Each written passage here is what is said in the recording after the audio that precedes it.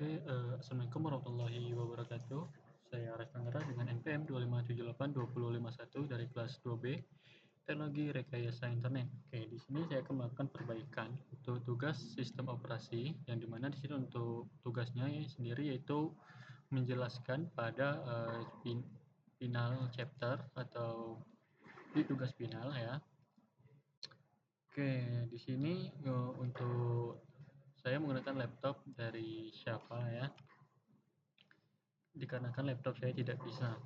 Oke, mungkin kita langsung saja agar tidak kelamaan. Mungkin yang pertama itu ada mengapa bahan sistem operasi sangat krusial bagi seorang arsitek sistem. Jadi, mengapa bisa demikian? Karena si sistem operasi ini yang mengatur sumber daya hardware dan menyediakan layanan bagi aplikasi. Jadi, seseorang arsitek sistem ini perlu memahami sistem operasi agar dapat menentukan konfigurasi server yang sesuai seperti penggunaan CPU, RAM, storage, dan jaringan keamanan, serta pengenalan user. Jadi, pemahaman SO juga membantu dalam menentukan jenis operasi yang tepat sesuai kebutuhan sistem sehingga server dapat bekerja secara optimal dan aman. Contoh untuk melihat penggunaan RAM atau prosesornya bisa dilihat dari Task Manager ya. Oke. Di sini kita ke performance dan di sini akan melihatkan penggunaan seperti CPU-nya yaitu pada 94% itu cukup tinggi, memori di 86 sama cukup tinggi, sedangkan untuk penyimpanan disk itu sekitar 4% sampai 0 itu masih lumayan. Untuk penggunaan WiFi di sini mendapatkan kecepatan di sini masih 0. Itu juga tethering dari handphone saya. Oke, begitu untuk nomor 1. Oke, lanjut pada nomor 2 itu cara menentukan spesifikasi hardware, RAM, CPU, dan storage berdasarkan beban kerja server. Jadi di sini untuk menentukan cara kerja server dari RAM, CPU, dan storage bisa dilihat dari spesifikasi sebuah aplikasi, di mana kan setiap aplikasi itu menunjukkan minimum spesifikasinya berapa. Misal contoh seperti kayak aplikasi yang ringan tuh biasanya RAM-nya minimal 2 GB, CPU-nya masihlah kayak yang ringan-ringan, dan storage-nya tidak memakan penyimpanan yang banyak. Nah, contoh kalau RAM-nya itu aplikasi yang berat, contoh RAM seperti 8 ke 16, CPU-nya harus i5 atau i7 kan misal, dan storage-nya itu penyimpanannya itu gede juga. Contohnya di sini kan menggunakan laptop ThinkPad ya. Jadi kita lihat di sistem informasi laptop terlebih dahulu. Jadi untuk sistem informationnya di sini ada menggunakan jenis Lenovo ThinkPad menggunakan RAM 8 dan Intel menggunakan prosesor Intel Core i5 Gen 8 ya, 2 GHz di 1,60 dan MHz 18014 core. Ini cukup lumayan untuk laptop ini ya untuk spesifikasinya. Oke, mungkin lanjut masuk ke yang ketiga, yaitu instalasi OS, yaitu Windows Server atau distro Linux, yang dimana di sini kita tuh praktek penginstalan sebuah ISO Linux ya.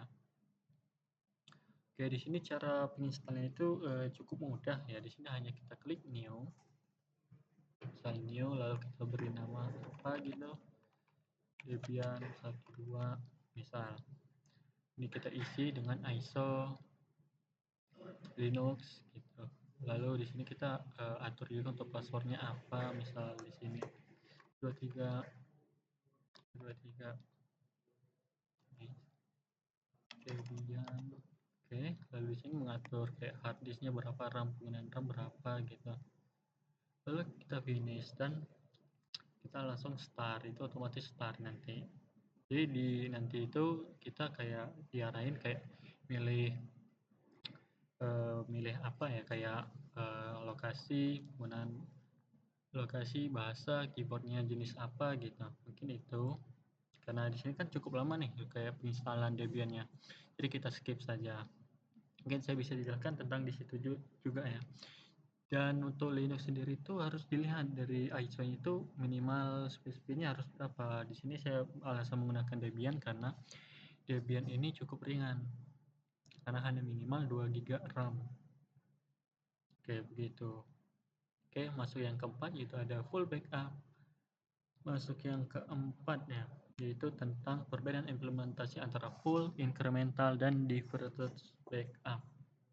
Oke, contohnya ya. Mungkin di sini saya tidak bisa menunjukkan contoh, mungkin saya bisa jelaskan saja. Nah, yang saya tahu full backup itu di mana seperti kita tuh menyimpan atau memindahkan semua file di komputer kita agar file itu tidak hilang saat kita kayak misal mereset laptop atau menginstal ulang laptop ya. Jadi file itu tersimpan pada file backup kita. Jadi itu namanya full backup. Kayak seluruh data itu disimpan di file folder itulah. Lalu untuk incremental backup itu kayak dia itu hanya membackup data yang berubah sejak backup terakhir, baik itu full maupun incremental. Sedangkan untuk differential backup itu kayak membackup semua data yang berubah sejak full backup terakhir. Oke, mungkin itu. Saya kurang tahu juga untuk incremental dan differential backup ya. Mungkin itu yang bisa saya sampaikan tentang nomor 4.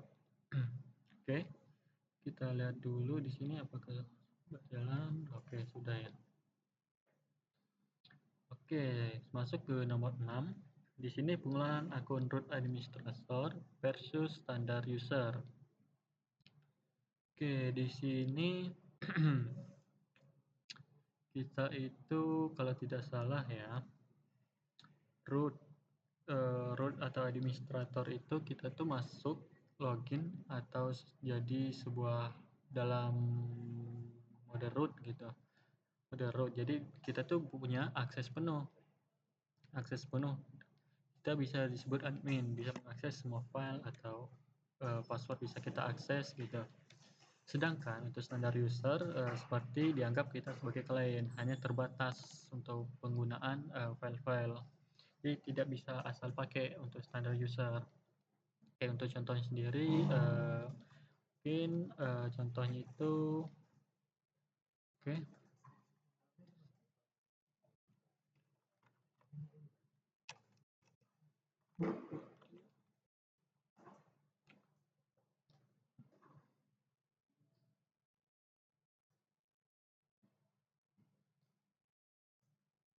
Oke, coba kita lihat bentar ya, ini sambung nggak ini?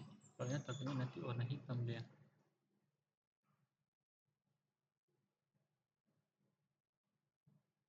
Oke, ada ya. Oke, nah contohnya sendiri sabar ya. Untuk contohnya itu kita bisa ke CMD dulu deh di sini.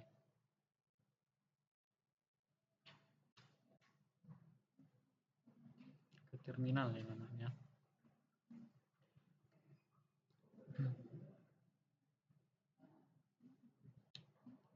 Oke, terminal. Oke, di sini kan sudah masuk nih. Kita ketik saja code min lalu min f2 etc passwd ini, lalu kita enter. Nah, di sini kan muncul nih kayak beberapa akses gitu. Di sini kan ada root. Jadi root tuh kita sebagai admin bisa akses semua file atau bisa kontrol penuh ya. Sedangkan untuk standar user tadi itu sebagai klien itu terbatas untuk mengakses hak-hak aksesnya terbatas. Jadi untuk kesimpulannya ya pada nomor 6 ini, jadi root itu dipakai untuk tugas administrasi, sedangkan standar user dipakai untuk penggunaan normal demi keamanan sistem. Gitulah kira-kira. Oke, sepertinya tadi ada yang kelewat ya. Kita di nomor 5 itu pengalaman melakukan restore data saat terjadi kegagalan sistem untuk memastikan. Oke, di sini untuk nomor 5 kelewatan. Jadi itu snapshot pada VirtualBox ini bisa dilihat pada snapshot. Di sini kan ada informasi Linux Debian 13. Lalu penggunaan memori 2 GB, video memory 16. Jadi kegunaannya itu sendiri agar kita tuh bisa mensimulasikan kayak proses pemilihan ketika terjadi kegagalan sistem. Jadi setelah sistem operasi dan copying data selesai dilakukan, dibuatlah sebuah snapshot sebagai kondisi awal sistem. Jadi misal ada sebuah file yang merusak berjalannya proses. Jadi dia masuk ke snapshot lalu akan menyimpan data terakhir kita, begitulah kira-kira.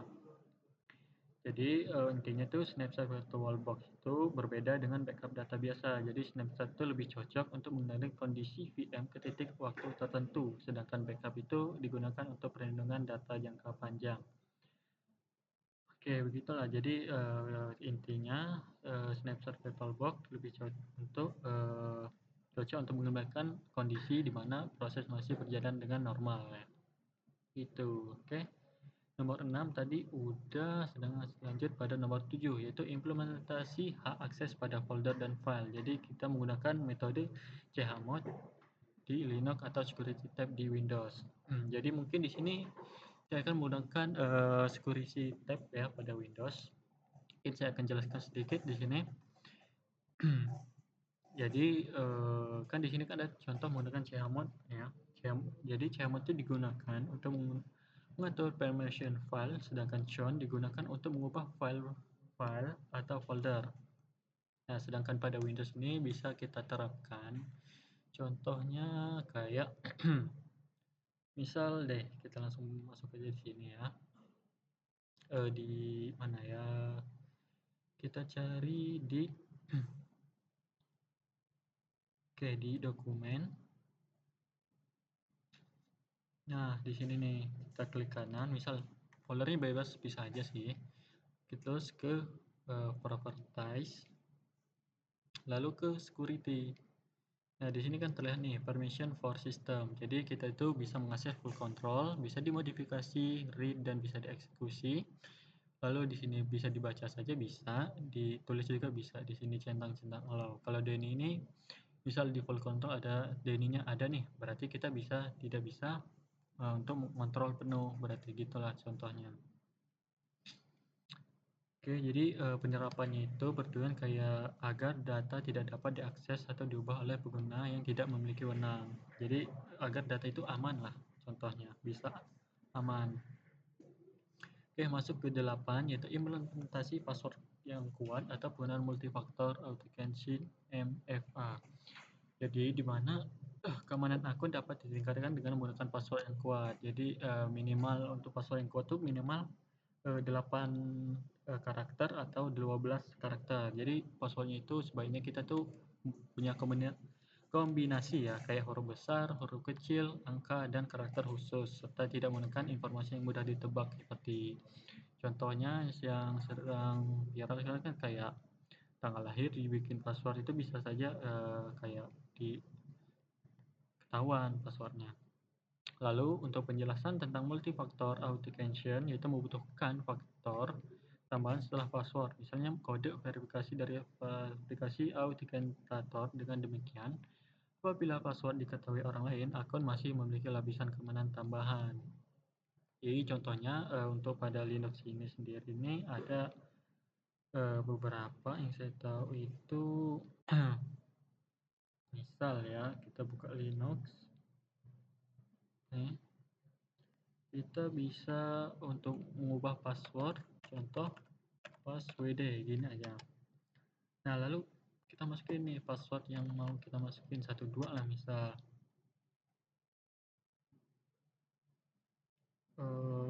Juga menemukan error. Oke, coba passwd. Kita masukin password normal, lalu new password kita masukin, lalu retype, verifikasi password yang baru, lalu kita passwordnya kurang.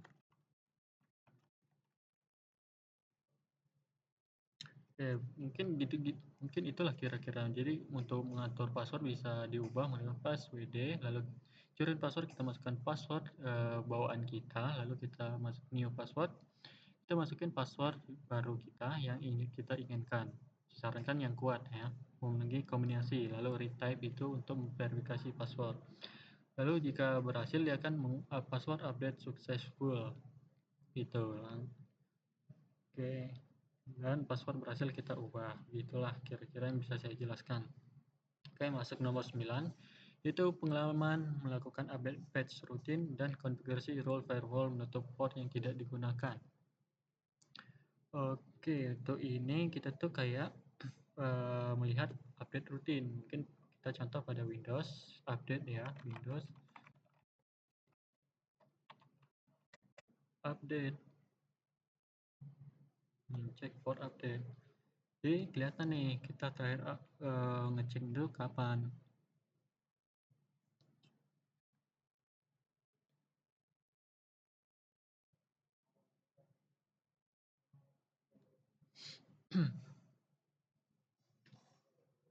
Nah, di sini nih, your device will restart outside active hours ya. Di sini untuk terakhir kali update itu pada 2026 bulan 7. Jadi bulan kemarin terakhir di update. Di sini juga kan ada nih kayak download dan install. Berarti kita tinggal download dan install lagi. Lalu biasanya itu langsung otomatis restart sendiri gitu. Untuk yang rutin update-nya mungkin itu yang bisa saya jelaskan. Sedangkan untuk firewall ini kayak dia tuh kayak membatasi penggunaan, yang saya tahu penggunaan kayak apa ya, kayak security juga, kayak keamanan gitu firewall ini. Yang saya tahu itu firewall itu kayak pemberian izin. Jika suatu file itu dianggap aman, dia boleh masuk. Kalau misal tidak dianggap aman, itu tidak diizinin masuk dia.